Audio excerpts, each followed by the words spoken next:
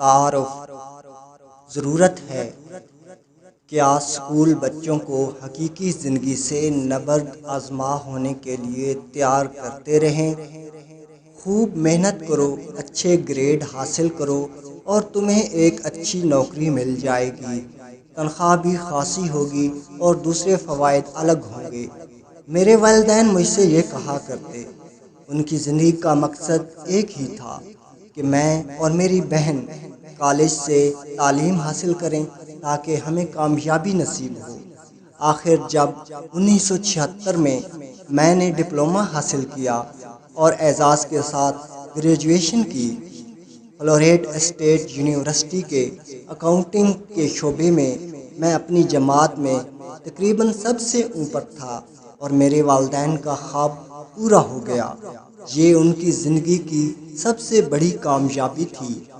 منصوبے کے مطابق مجھے بڑے 8 کی فرم میں ملازم کرا دیا گیا اور میں اس توقع پر کہ میرا کیریئر شاندار ہوگا اور چھوٹی عمر میں ریٹائرڈ ہو جاؤں گا اور اپنے کام میں جٹ گیا۔ میرے خاوند مائیکل نے بھی یہی راستہ چنا۔ ہم دونوں کا تعلق سخت محنتی خاندانوں سے تھا۔ وہ متوسط طبقے کے لوگ تھے مگر محنت کے عادی تھے۔ مائیکل نے بھی اعزاز کے ساتھ گریجویشن کی مگر اس نے 2 ڈپلومے لیے۔ پہلے اس نے انجینئرنگ کی گریجویشن کی اور بعد میں قانون میں۔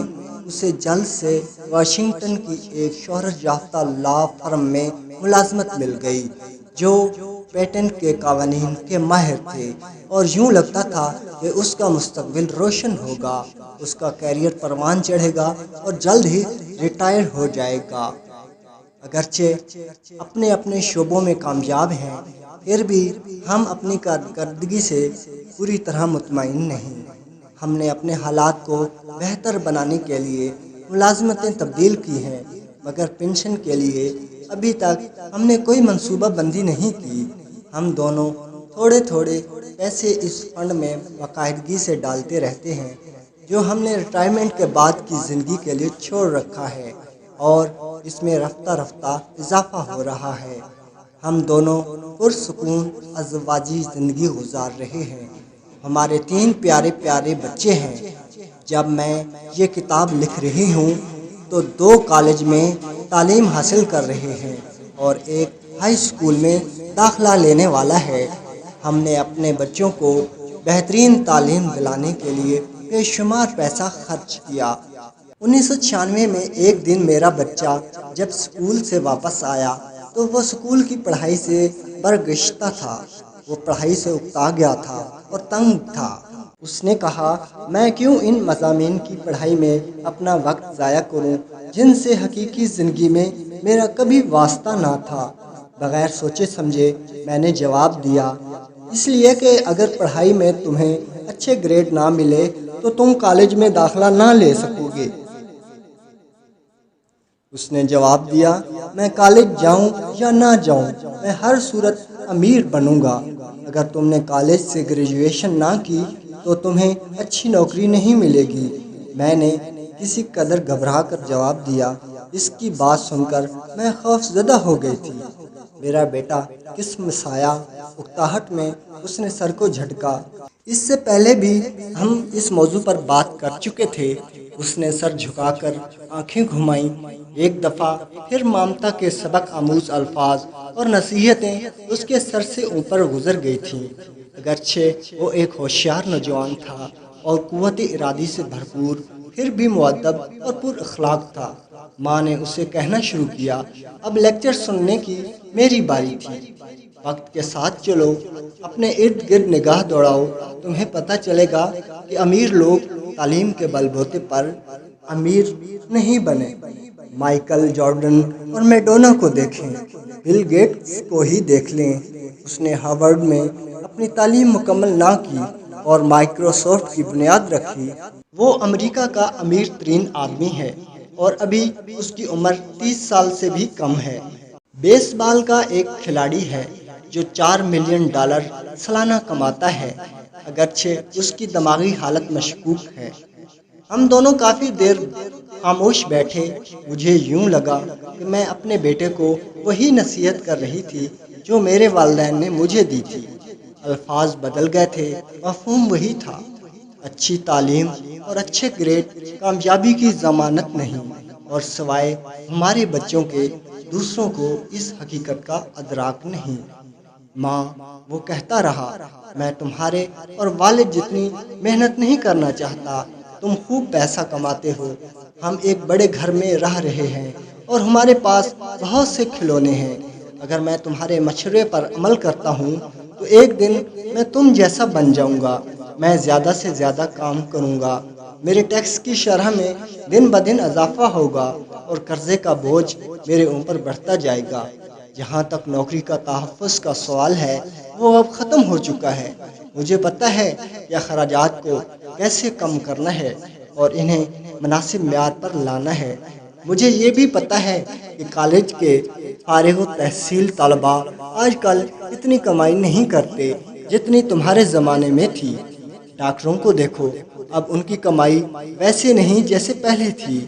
میں جانتا ہوں میں سوشل سیکورٹی یا پینشن سے گزارا نہیں کر سکتا، مجھے نئے جوابات چاہیے۔ وہ ٹھیک کہہ رہا تھا، اس سے نئے جوابات کی ضرورت تھی، اور مجھے بھی۔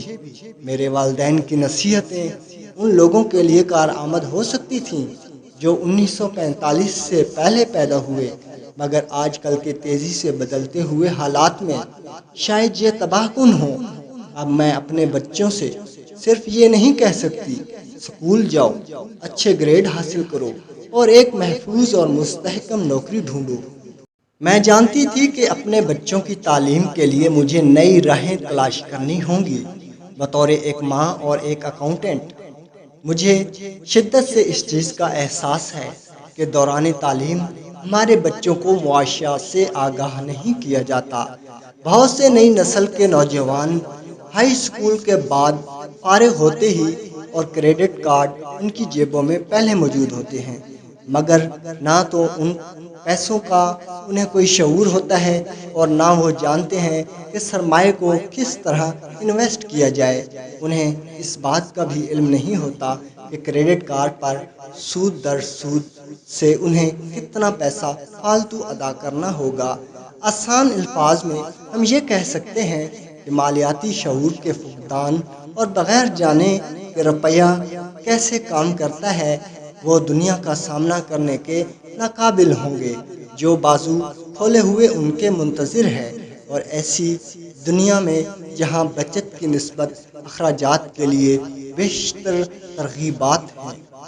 جب میرا بیٹا بڑا کریڈٹ کارڈز کی بدولت قرضوں کے چنگل میں بری طرح جکڑا گیا، جبکہ وہ کالج میں زیر تعلیم تھا، تو میں نے اس کی اطاعت کر کے نہ صرف یہ کارڈ طلب کروائے بلکہ اپنی طور پر کسی ایسے منصوبے کی تلاش میں نکل پڑی جو میرے بچوں کو مالی معاملات میں رہنمائی مہیا کر سکے۔ پچھلے سال ایک دن میرے خاوند نے مجھے دفتر سے فون کیا، میرے پاس ایک ایسا شخص موجود ہے جس سے میرے خیال میں تمہیں ملنے چاہیے۔ اس کا نام رابرٹ کیوساکی ہے۔ وہ تاجر ہے اور سرمایہ کاری کرتا ہے، اور وہ ہمارے یہاں اس لیے آیا ہے کہ وہ ایک تعلیمی ایجاد کا پیٹنٹ حاصل کر سکے۔ میرے خیال میں تمہیں ایسے شخص کی تلاش تھی۔ وہی جس کی مجھے تلاش تھی۔ میرا خاوند مائک کیش فلو سے بے حد متاثر ہوا، جو ایک جدید تعلیمی ایجاد تھی۔ اسے رابرٹ کیوساکی نے تیار کیا تھا۔ اس نے ہم دونوں کو ابتدائی نمونے پر کام کرنے کے لیے وقت کا تعین کیا۔ چونکہ یہ ایک تعلیمی کھیل تھا، میں نے اپنی 19 سالہ بیٹی کو بھی مدعو کیا کہ وہ آیا اس کھیل میں حصہ لے گی۔ اس نے حامی بھر لی۔ اس وقت وہ ایک مقامی یونیورسٹی میں زیر تعلیم تھی۔ 15 افراد نے 3 گروہوں میں منقسم ہو کر اس ٹیسٹ میں حصہ لیا۔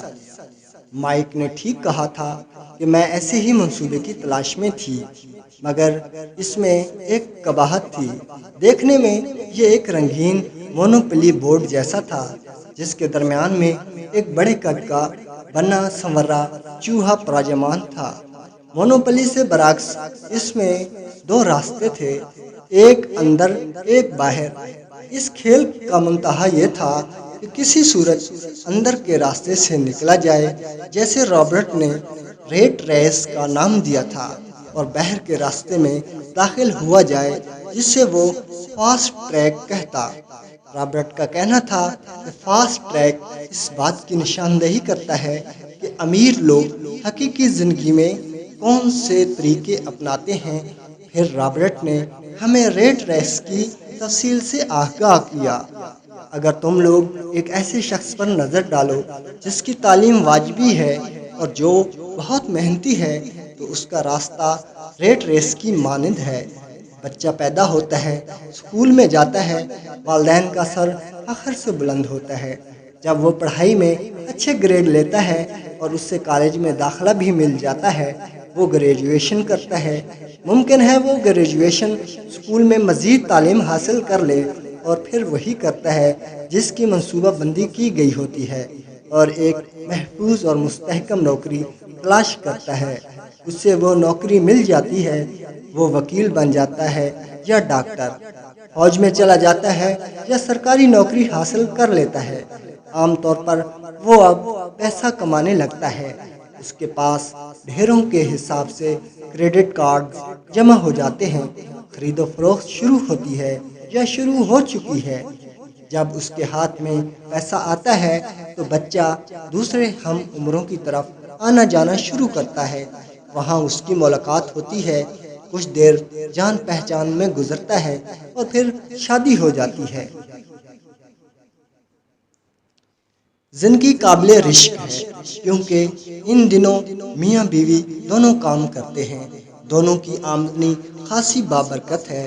وہ اپنے آپ کو کامیاب تصور کرتے ہیں، ان کا مستقبل روشن ہے۔ اب وہ ذاتی گھر خریدنا چاہتے ہیں، کار خریدنا چاہتے ہیں، ٹیلی ویژن لینا چاہتے ہیں، چھٹیاں گزارنے کے لیے باہر جانا چاہتے ہیں، اور انہیں بچوں کی خواہش ہوتی ہے۔ بچہ پیدا ہوتا ہے، گھر میں خوشی کی لہر دوڑ جاتی ہے، مگر اس کے ساتھ اخراجات میں اضافہ ہوتا ہے۔ میاں بیوی سمجھتے ہیں کہ ان کا کیریئر بے تحاشا اہم ہے، اور وہ اور زیادہ محنت کرنے لگتے ہیں تاکہ انہیں ترقی ملے اور ان کی تنخواہ میں اضافہ ہو۔ ان کی تنخواہ بڑھ جاتی ہے، مگر ساتھ ہی ایک اور بچے کا بھی اضافہ ہوتا ہے۔ اب یہ گھر چھوٹا پڑ گیا ہے اور بڑے گھر کی ضرورت ہے، اور زیادہ کام کرتے ہیں وہ۔ مالکان ان سے خوش ہیں، ان کی خوشنودی انہیں مزید کام کرنے پر اکساتی ہے، اور وہ کولہو کے بیل کی طرح کام میں جٹ جاتے ہیں۔ وہ تعلیمی اداروں میں جاتے ہیں اور فالتو وقت میں تربیت حاصل کرتے ہیں تاکہ زیادہ پیسہ کما سکیں۔ پھر وہ ایک اور نوکری کر لیتے ہیں تاکہ بڑھتے ہوئے اخراجات کا سامنا کر سکیں۔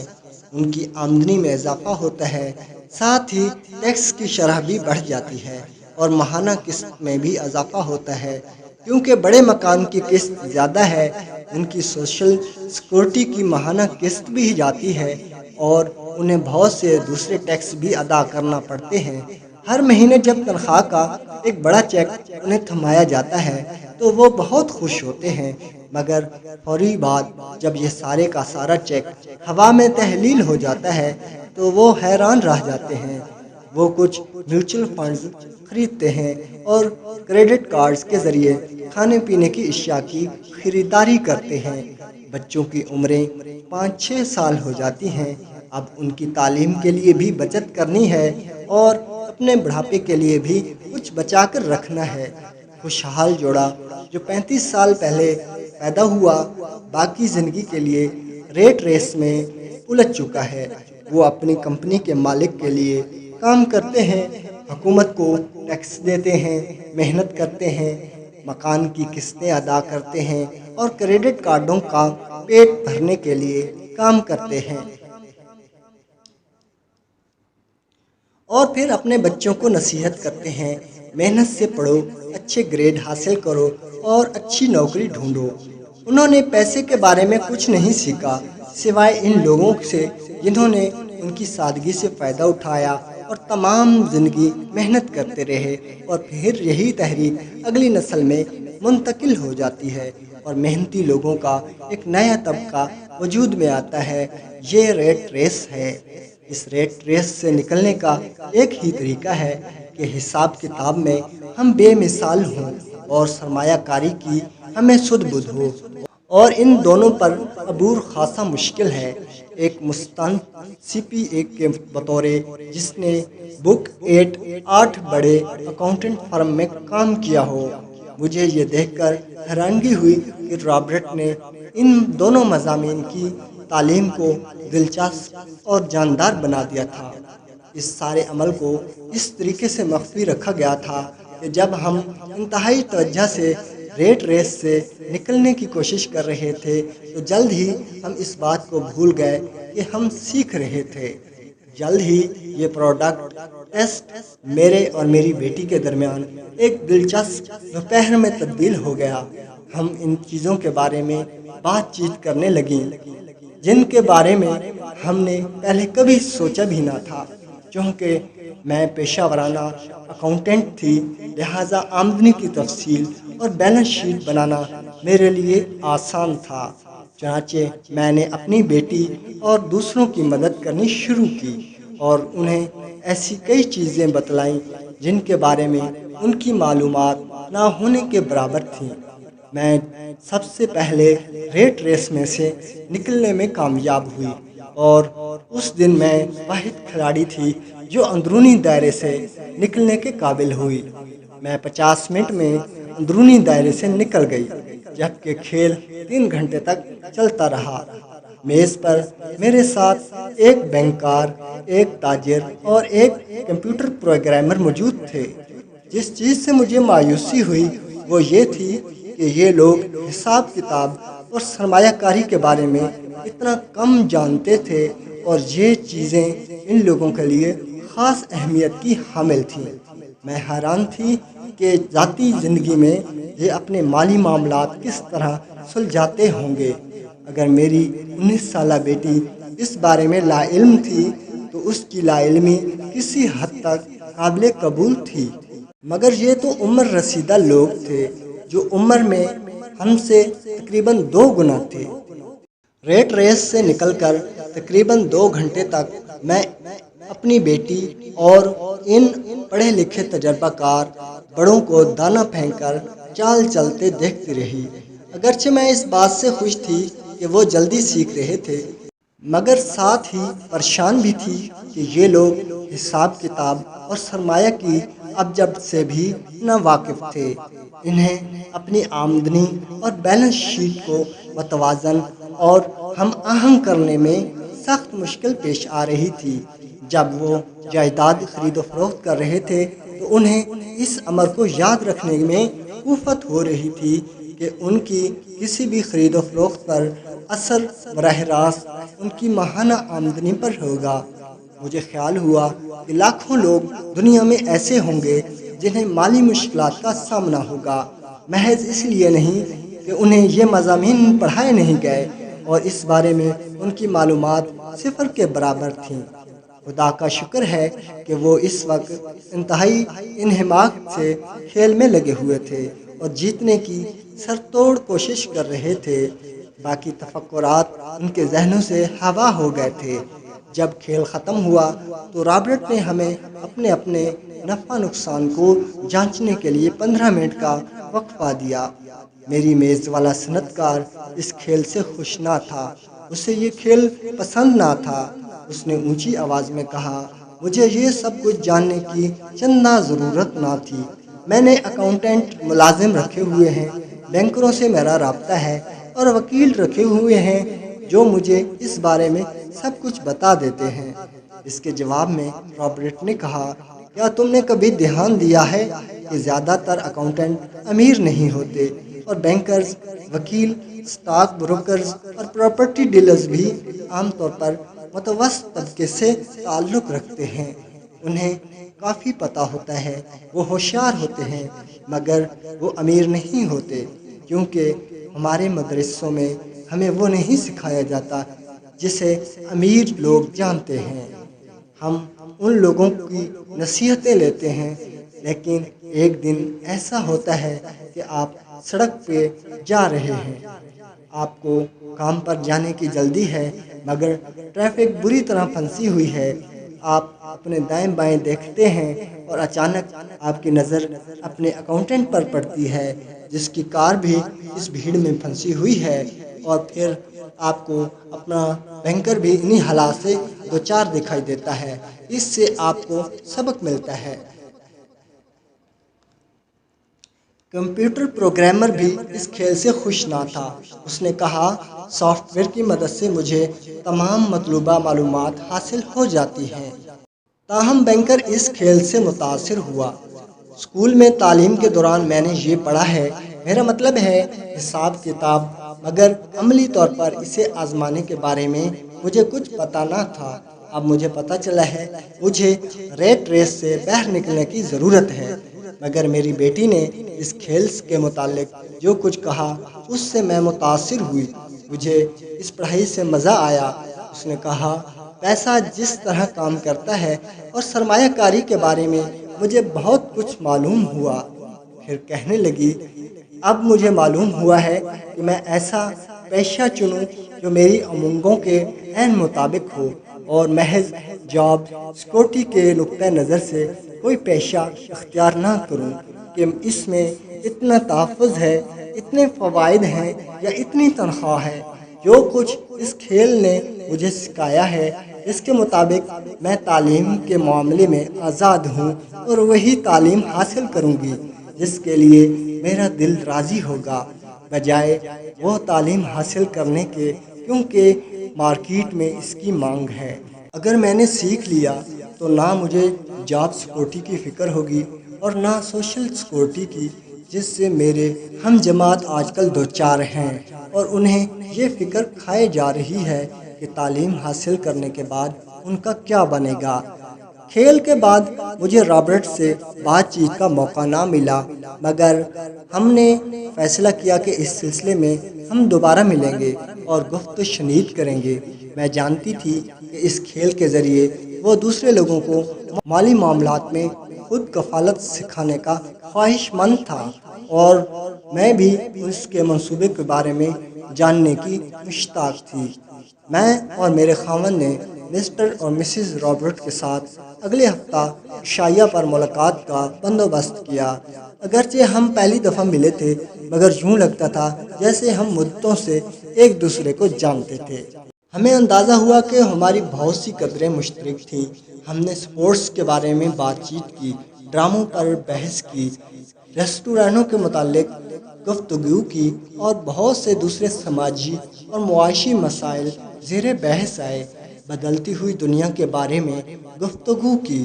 ہم نے اس مسئلہ پر خصوصی توجہ دی کہ امریکیوں کی کثیر تعداد ریٹائرمنٹ کے بعد زندگی کے لیے کچھ پس انداز نہیں کرتی، اور سوشل سیکورٹی اور علاج معالجے کے انتظام کے دیوالیہ پن کے باعث انہیں بعض ازاں انتہائی تنگی کا سامنا ہوتا ہے۔ کیا میرے بچوں کو 75 ملین ریٹائرڈ لوگوں کی دیکھ بھال کرنے کے لیے ادائیگی کرنا پڑے گی؟ ہم حیران تھے کہ لوگ پنشن منصوبے کو خطرات کو کیوں محسوس نہیں کرتے۔ رابرٹ کی زیادہ توجہ امیری اور غریبی کے بڑھتے ہوئے تضاد پر تھی۔ رابرٹ نے مروجہ تعلیمی شیڈول سے ہٹ کر خود ہی سیکھا اور خود ہی پیسہ بنایا۔ وہ پوری دنیا کا چکر لگا چکا تھا، جگہ جگہ لیکچر دیتا، لوگوں کا دل بہلاتا، اور اس طرح جو پیسہ اکٹھا ہو اس سے اس نے ہوش مند سرمایہ کاری کی، اور 47 سال کی عمر میں ریٹائرڈ ہو گیا۔ وہ دوبارہ فقط اس لیے متحرک ہوا کہ میری طرح اسے بھی اپنے بچوں کے مستقبل کی فکر تھی۔ وہ جانتا تھا کہ دنیا بدل چکی ہے، مگر تعلیم وہی ہے، اس میں تبدیلی نہیں ہوئی۔ اس کے خیال میں بچے ناکارہ تعلیم کے حصول میں سال ہر سال ضائع کر دیتے ہیں۔ انہیں وہ مضامین پڑھائے جاتے ہیں جن سے بعد ازاں انہیں کبھی واسطہ نہ پڑے گا۔ انہیں ایک ایسی دنیا کے لیے تیار کیا جا رہا ہے جو کبھی کی ختم ہو چکی ہے۔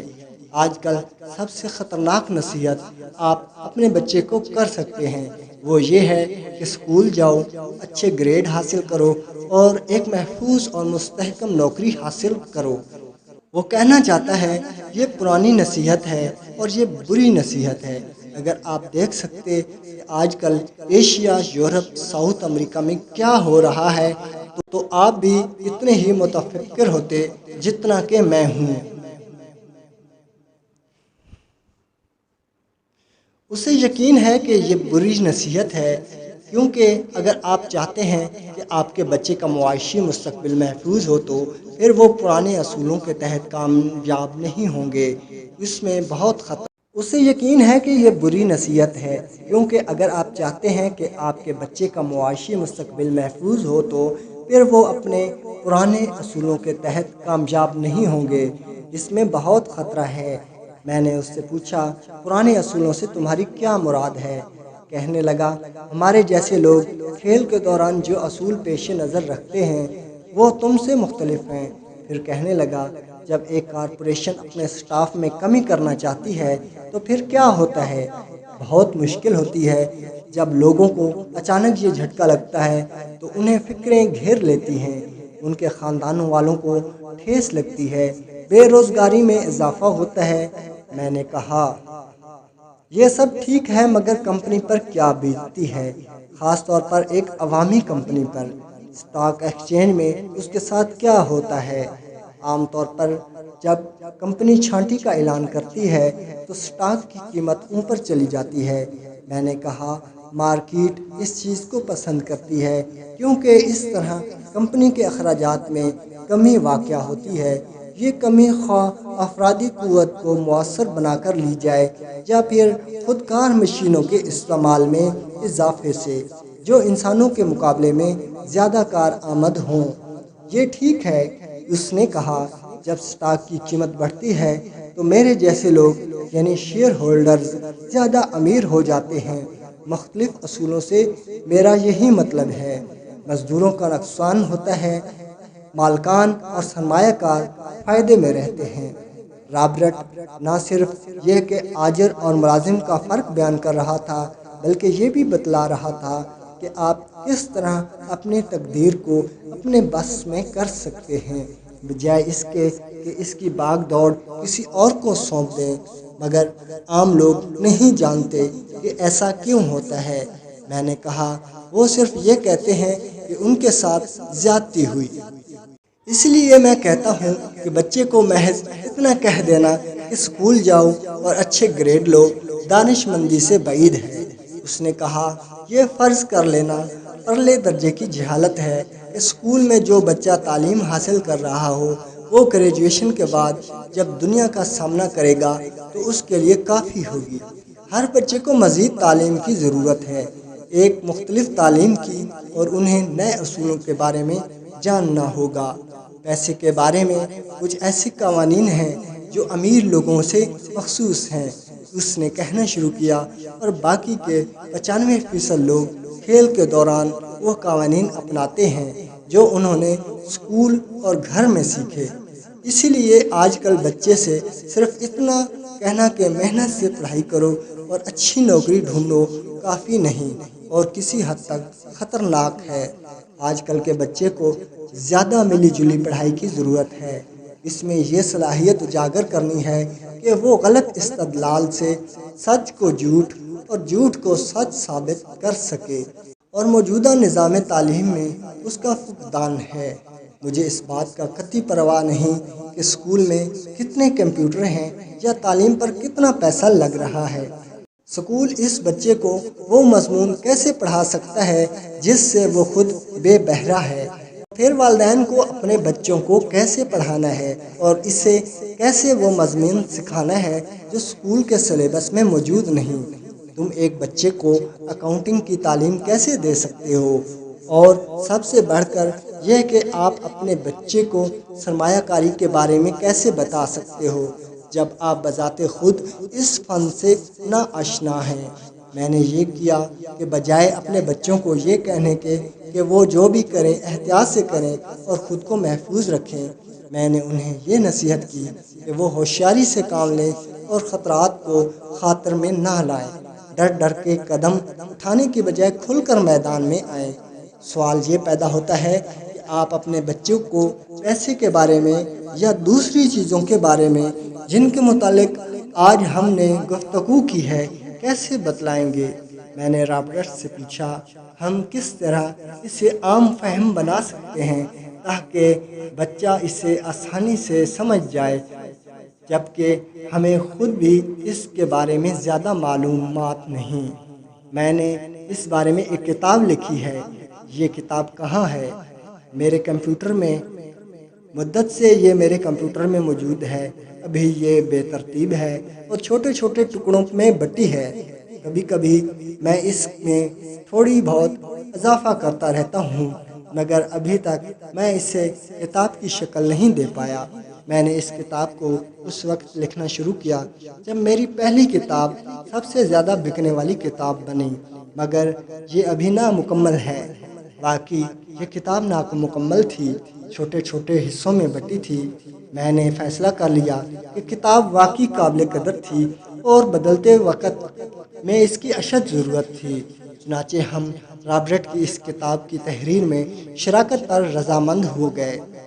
میں نے اس سے پوچھا کہ ایک بچے کو کس قدر مالی جانکاری کی ضرورت تھی۔ اس نے کہا اس کا دارومدار بچے پر تھا۔ اگر بچپن میں اسے احساس تھا کہ وہ امیر بننا چاہتا تھا اور خوش قسمتی سے اس کا والد امیر تھا اور اس کی راہبری کرنا چاہتا تھا۔ رابرٹ نے کہا کہ تعلیم کامیابی کی بنیاد ہے اور جس طرح تعلیم کے حصول میں ذہنی آمادگی اور چستی اہم ہے، اسی طرح اقتصادی اور راہ و ربط کے میدانوں میں بھی وہی کامیاب ہوگا جو صلاحیتوں سے مالا مال ہوگا۔ آگے جو کچھ بیان کیا جائے گا لکھا ہے وہ رابرٹ کے دو باپوں کے بارے میں سے ایک امیر تھا، دوسرا غریب، اور جس طرح اس نے یہ صلاحیتیں عمر بھر کی تپسیا کے بعد حاصل کیں۔ دونوں باپوں کے درمیان واضح تضاد اہم پس منظر کی نشاندہی کرتا ہے۔ میں نے اس کتاب کی لکھائی میں مدد کی، اسے اکٹھا کر کے کتاب کی شکل دی اور اسے قابل فہم ترتیب دی۔ اگر کوئی اکاؤنٹنٹ اس کتاب کو پڑھے تو میری اس سے یہی استدعا ہے کہ وہ کتابی علم کو بھول کر رابرٹ کی بات پر توجہ دے۔ اگرچہ اس میں بہت سی ایسے افکار و رواج ہیں جو اکاؤنٹنگ کے مصدقہ بنیادی اصولوں تک سے انحراف کرتے ہیں، مگر سب سے اہم بات جس میں اس بات پر روشنی ڈالی گئی ہے وہ یہ ہے کہ سچے سرمایہ کار پیسے کو لگاتے وقت کن کن چیزوں کو پیش نظر رکھتے ہیں۔ جب ہم والدین اپنے بچوں کو اسکول جانے کی نصیحت کرتے ہیں، انہیں محنت تلقین کرتے ہیں، انہیں اچھی نوکری حاصل کرنے کا مشورہ دیتے ہیں، تو عام طور پر یہ سب کچھ عادتاً کرتے ہیں، کیونکہ شروع ہی سے ہمارے دماغ میں یہ بات ڈالی گئی ہے کہ یہی راستہ درست ہے۔ جب شروع میں رابرٹ سے ملی تو اس کے انقلابی خیالات سن کر میرے ذہن کو دھچکا لگا۔ دو باپوں نے اس کی پرورش کی تھی، دونوں کے خیال الگ تھے اور دونوں نے اپنے اپنے طریقے سے اسے چلانا چاہتے تھے، یعنی اس کے پیش نظر ایک کی بجائے دو مقاصد تھے۔ اس کی تعلیم یافتہ باپ نے اسے فرم میں ملازمت کی صلاح دی تھی اور اس کے امیر باپ نے اسے فرم کھولنے کے بارے میں کہا تھا۔ دونوں کے لیے تعلیم کی ضرورت تھی، مگر اس کے تعلیمی مضامین یکسر مختلف تھے۔ اس کے تعلیم یافتہ باپ نے اسے ایک چست و چالاک فرد بننے میں اس کی حوصلہ افزائی کی اور اس کے امیر باپ نے اسے سکھلایا کہ چست و چالاک لوگوں کو کیسے ملازم رکھا جاتا ہے۔ دو باپوں کی وجہ سے اس سے کافی مشکلات پیش آئیں۔ رابرٹ کا اصل باپ ریاست ہوائی میں تعلیم کا سپرنٹینڈنٹ تھا۔ 16 سال کی عمر میں یہ دھمکی کہ اگر تم نے اچھے گریڈ حاصل نہ کیے تو تمہیں اچھی نوکری نہ ملے گی، رابرٹ پر زیادہ کارگر نہ ہوئی۔ اسے پہلے سے معلوم تھا کہ وہ فرم میں ملازمت کی بجائے اپنی فرم کھولے گا۔ حقیقت تو یہ ہے کہ محض تعلیمی صلاح کار کی ہٹ دھرمی اور ضد کی وجہ سے رابرٹ نے کالج میں داخلہ لیا، وگرنہ وہ شاید کالج میں جاتا ہی نہیں۔ اس نے خود اعتراف کیا کہ وہ کاروبار اور سرمایہ کاری سے جلد از جلد اپنی جائیداد بنانے کا شائق تھا، مگر آخر کار اس نے ہائی اسکول کے تعلیمی صلاح کار کے آگے ہتھیار ڈال دیے اور کالج میں داخلہ لے لیا۔ سچ تو یہ ہے کہ اس کتاب میں جو کچھ درج ہے وہ اساسی طور پر آج کل کے والدین کی سوچ سے ماورا ہے۔ بہت سے والدین تو بامشکل بچوں کو اسکول بھیجنے میں کامیاب ہوتے ہیں، چاہے جائے کہ انہیں اسکولوں سے بدظن کیا جائے، مگر بدلتے وقتوں کے تناظر میں یہ ضروری ہے کہ ہم نئے اور جرأت مندانہ خیالات اپنائیں۔ اگر ہم اپنے بچوں کو ملازمتیں حاصل کرنے کی طرف راغب کرتے ہیں تو ہم اپنے بچوں کو یہی نصیحت کرتے ہیں کہ وہ زندگی بھر ٹیکسوں کے بوجھ تلے دبے رہیں اور بعد میں پنشن سے بھی محروم رہیں۔ اور سچ تو یہ ہے کہ کسی بھی شخص کی آمدنی کا بڑا حصہ ٹیکسوں کی نظر ہو جاتا ہے، اور کچھ خاندان ایسے ہیں جو جنوری سے لے کر مئی کے وسط تک جو کماتے ہیں وہ ٹیکسوں میں چلا جاتا ہے۔ نئے خیالات اپنانے کی ضرورت ہے اور یہ کتاب وہ خیالات باہم پہنچاتی ہے۔ رابرٹ کا کہنا ہے کہ امیر لوگ اپنے بچوں کی تربیت مختلف انداز میں کرتے ہیں۔ عام طور پر کھانے کی میز پر ہلکی پھلکی گفتگو کے دوران وہ اپنے بچوں کو تعلیم دیتے ہیں۔ جن خیالات کا وہ اظہار کرتے ہیں شاید آپ اپنے بچوں سے ایسی بات چیت کرنے سے گریز کریں، مگر پھر بھی میں آپ کی مشکور رہوں گی اگر آپ ان پر نظر ڈالیں، اور میری آپ کو یہی نصیحت ہے کہ تلاش جاری رکھیں۔ میرے خیال میں ایک ماں اور ایک اکاؤنٹنٹ کی حیثیت سے میں تعلیم اور اچھی نوکری کے حصول میں تندہی وقت کا ضیاع ہے۔ یہ پرانا خیال ہے۔ ہمیں اپنے بچوں کو زیادہ جامع تعلیم دینی ہے۔ ہمیں نئے خیالات اور مختلف تعلیم کی ضرورت ہے۔ ایک لحاظ سے یہ بھی اچھی نصیحت ہے کہ اچھی ملازمت کے ساتھ ساتھ اگر وہ اپنا کاروبار شروع کرنے کی کوشش کرنے لگیں اور بالآخر اپنی فرم کھول لیں۔ بطور ماں میری توقع ہے کہ یہ کتاب دوسرے والدین کی رہنمائی کرے گی۔ رابرٹ کو امید ہے کہ وہ لوگوں کو اس بات سے آگاہ کرے گا کہ دنیا میں کوئی بھی شخص فارغ البال ہو سکتا ہے اگر اسے اس کی خواہش ہے۔ اگر آج تم بے روزگار ہو، باغبان ہو یا دوسرا کوئی معمولی کام کر رہے ہو تو تم میں خود کو تعلیم یافتہ بنانے کی قابلیت ہے، اور دوسرے جو تمہارے اپنے ہیں انہیں بتا سکتے ہو کہ وہ مالی طور پر خود مختار ہو سکتے ہیں۔ اس نکتہ کو ذہن میں رکھنا اہم ہے کہ مالیاتی ذہانت ایک دماغی تحریک ہے جس کے ذریعے ہم اپنے مالی مسائل کا حل ڈھونڈتے ہیں۔ آج کے زمانے میں اپنا روز بروز تبدیلی کے عمل سے دوچار ہے۔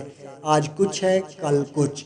صنعتی، الیکٹرانک اور آئی ٹی کے میدانوں میں انقلاب برپا ہے۔ جو کچھ ہو رہا ہے اس کے بارے میں سوچنا بھی ناممکن تھا۔ ہمارے پاس جادوئی کورس نہیں، لیکن ایک بات یقینی ہے کہ آگے جو تبدیلیاں وقوع پذیر ہونے والی ہیں وہ ہماری سوچ کی حدوں سے بھی باہر ہیں، اور ہم نہیں جانتے کہ کل کیا ہوگا۔ مگر جو کچھ بھی ہو، ہمارے ہاتھ میں دو بنیادی متبادل ہیں: یا تو کھیل خود کو محفوظ رکھ کر کھیلو، یا اسے ہوشیاری اور چالاکی سے کھیلو۔ اس کے لیے ہمیں تیاری کرنا ہوگی، نئی ضروریات کے مطابق تعلیم حاصل کرنی ہوگی، اور اپنی اور اپنے بچوں کی مالیاتی صلاحیت کو جھنجھوڑنا ہوگا۔ ناظرین کرام، ویڈیو اچھی لگے تو ہمارے چینل کو سبسکرائب کر لیں۔ انشاءاللہ نیکسٹ ویڈیو کے ساتھ آپ سے پھر ملاقات ہوگی۔ اللہ نگہبان۔